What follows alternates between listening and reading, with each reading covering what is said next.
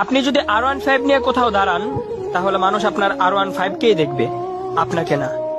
কিন্তু কোনো বিশ্বসেরা ফুটবল কিংবা ক্রিকেট প্লেয়ার যদি BMW নিয়েও দাঁড়ায়, সবাই কিন্তু ওই প্লেয়ারটাকেই দেখবে, তার BMW কে না। আপনি যদি 10,000 টাকা দামের গেঞ্জি আর প্যান্ট পরেন, তাহলে মানুষ আপনার গেঞ্জি আর প্যান্টটাকেই দেখবে, আপনাকে না। আর ওই প্লেয়ারটা যদি 50 টাকা দামের গেঞ্জিও পরে, তাহলে কেউ তার গেঞ্জিটাকে দেখবে না, সবাই কিন্তু ওই প্লেয়ারটাকেই দেখবে।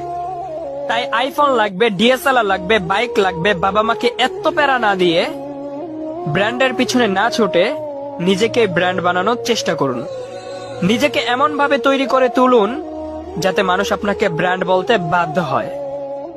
আর আপনি যখন ব্র্যান্ড হয়ে যাবেন, তখন আপনার 20 টাকা দামের ছেঁড়া রুমালটাও নিলামে বিক্রি হবে লক্ষ টাকায়। আর আপনি যখন ব্র্যান্ড হয়ে যাবেন, তখন আপনার প্রত্যেকটা জিনিসও